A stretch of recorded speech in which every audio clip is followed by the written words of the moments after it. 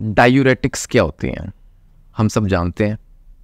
आपने ना सुना होगा एलोपैथी में कुछ ऐसी दवाएं आती हैं जो कि ना दी जाती हैं, हार्ट के पेशेंट्स को अक्सर दी जाती हैं, किडनी के पेशेंट को दी जाती हैं, जिस वजह से ना यूरिन की आउटपुट बढ़ती है। आपने सुना होगा लैसिक्स है ना, अक्सर टैबलेट इंजेक्शन फॉर्म में दिया होता है। डाइट और बहुत अच्छा, एक बहुत कॉमन एलोपैथिक मेडिसिन है जो कि दी जाती है ऐसे पेशेंट्स को। तो ये होते हैं डायूरेटिक्स। बेसिकली डायूरेटिक्स क्या होते हैं वो इन शॉर्ट में बताऊं आपको। और लगातार अगर दी जाए ना, जैसे एलोपैथी में कई दवाएं लगातार देनी पड़ती हैं, देनी चाहिए भी, जहाँ ज़रूरत पड़ती है ज़रूर दें, लेकिन एब्यूज़ ऑफ डायूरेटिक्स ये आज का टॉपिक रहेगा चर्चा का। लगातार देना पड़ रहा है किसी पेशेंट को, डायूरेटिक्स देने पड़ रहे हैं, उसके एसोसिएटेड साइड इफ़ेक्ट्स रहते हैं, कैसे बचाव करें, होम्योपैथी में क्या हेल्प करती है, आज उस पर चर्चा करेंगे। सत श्री अकाल दोस्तों, welcome to Guru Nanak cares. आज का टॉपिक बहुत ही इंपॉर्टेंट, बहुत ही महत्वपूर्ण दिया गया है, इस पर चर्चा करेंगे, एब्यूज़ ऑफ डायूरेटिक्स। और डायूरेटिक्स ना इन शॉर्ट बताऊं आपको क्या होती हैं, वो दवाएं या क्लास ऑफ ड्रग्स जो कि प्रमोट करती हैं डायूरेसिस।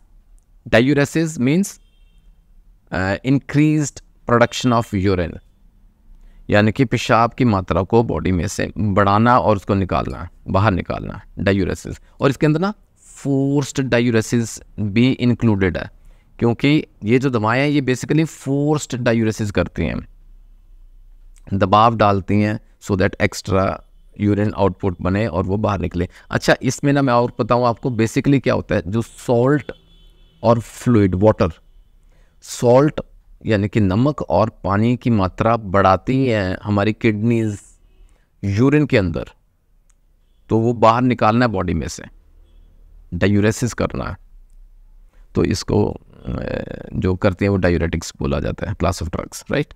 इस वजह से ना इनको ना वाटर टैबलेट का नाम भी दिया जाता है, वाटर टैबलेट, क्योंकि पानी की मात्रा बढ़ाती हैं यूरिन के अंदर, यूरिन की आउटपुट बढ़ाती हैं। ये क्यों दी जाती हैं? क्योंकि हमारी बॉडी के अंदर फ्लूइड जो है वो एक्यूमुलेट हो रहा है, वो इकट्ठा हो रहा है। ये क्यों होगा, कौन सी कंडीशन में होता है? जहाँ हार्ट पेशेंट्स हैं, किडनी के पेशेंट्स हैं या और अदर मेडिकल प्रॉब्लम्स हैं, वही मैं आपको बताता हूँ।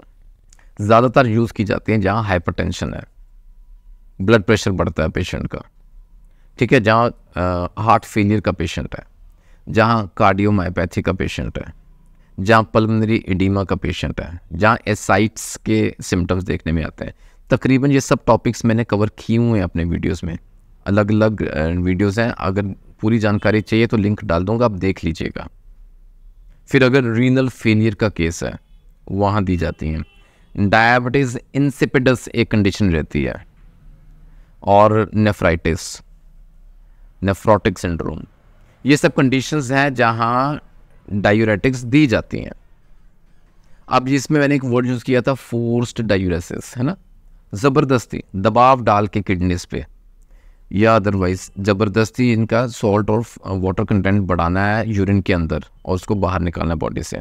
अब ऐसा कुछ किया जाएगा, लंबे समय के लिए किया जाएगा ना, तो कहीं ना कहीं नुकसान छोड़ जाएगा, हमारी किडनीज को नुकसान होता है ज़्यादा। किडनीज को कमज़ोर कर जाते हैं, वीक किडनीज हो जाती हैं, किडनीज को सेंसिटिव कर जाती हैं, और जिस वजह से उनकी परफॉर्मेंस थोड़ा समय के बाद ना अफेक्ट होनी शुरू हो जाती है। ऐसे में क्या करें? Come to homeopathy. बहुत इंपॉर्टेंट दवा आपके सामने रखता हूँ दोस्तों, जो कि ऐसे केसेस में जहाँ एब्यूज़ ऑफ डायूरेटिक्स हो रहा है ना, अपनी किडनीज का बचाव करें, अपने गुर्दों को बचाएं। कैसे? इक्विजिटम हाईमेल, बहुत इंपॉर्टेंट होम्योपैथिक दवा रहती है जिसका नाम है इक्विजिटम। अब ये दवा कैसे एक्ट करती है, कैसे हेल्प करेगी, और क्या डोजेज, क्या पोटेंसी है जिसमें ये लेनी चाहिए, वो आपके सामने रखता हूँ। इक्विजिटम को ना, it is very well known in homeopathy, ये एक बहुत अच्छा किडनीज का और ब्लैडर का ना एक टॉनिक कहा जाता है।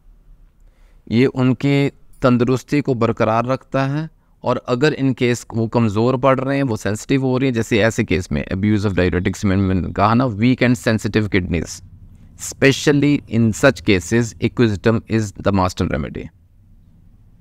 इसके अलावा और क्या हेल्प करता है? किडनीज को कैसे ये सेव करता है, कैसे बचाता है? अगर नेफ्राइटिस के सिम्टम्स आ रहे हैं, ठीक है, वहाँ हेल्प करेगा। अगर रीनल फेलियर के केसेस आ रहे हैं, वहाँ हेल्प करता है। अगर डायबिटीज़ इंसिपिडस एक कंडीशन रहती है जिसमें ना यूरिन की आउटपुट बढ़ जाती है, पेशाब की मात्रा बढ़ जाती है, the frequency of urine is increased specially at night, रात को खासकर पेशाब करने की ना फ्रीक्वेंसी बार बार जाने को अर्ज होती है, और अर्ज भी इस प्रकार की होती है जैसे ना बहुत ही अर्जेंसी है, अर्जेंट फ्रीक्वेंसी रहती है, अर्जेंट रहती है अर्ज, जो बहुत ज़्यादा अभी आया के आया, he has to rush to the washroom.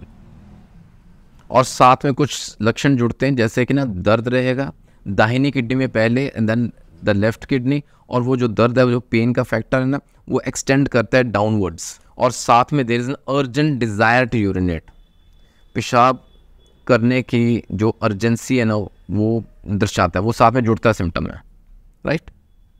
और हम सब जानते हैं जो शुगर के पेशेंट्स हैं, डायबिटिक पेशेंट्स हैं, उनमें पॉलीयूरिया एक टर्म होती है। अगेन यूरिन ज़्यादा बनता है, यूरिन बार बार जाने को होता है, frequency of urination is on higher side, रात को स्पेशली कंडीशन ये सिम्टम बढ़ जाता है। तो polyuria cases specially in diabetic patients, तो वहाँ भी एक्विजिटम हेल्प करती है।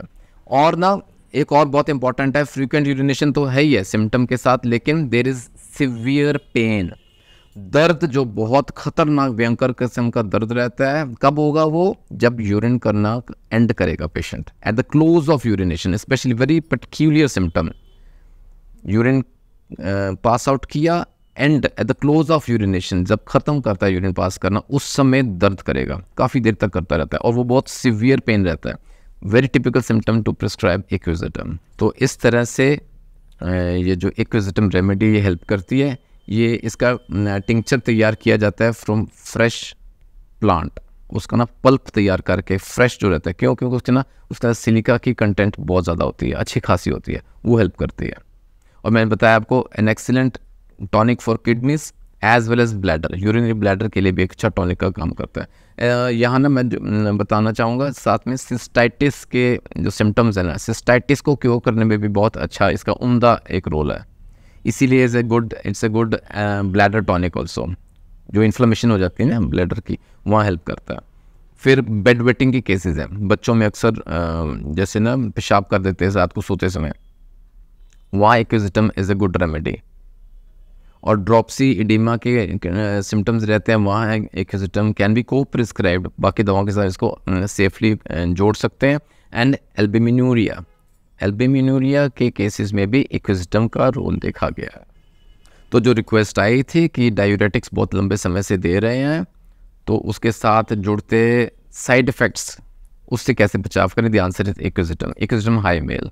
और इसका Q form mother tincture form में हम दे सकते हैं, यूज़ कर सकते हैं। डोजेज याद रखिएगा, 10 बूंदें, आधे से आधा गुनगुना पानी, एक कप लें, उसके अंदर पानी में 10 बूंदें मॉर्निंग में डालें, 10 बूंदें शाम को लें।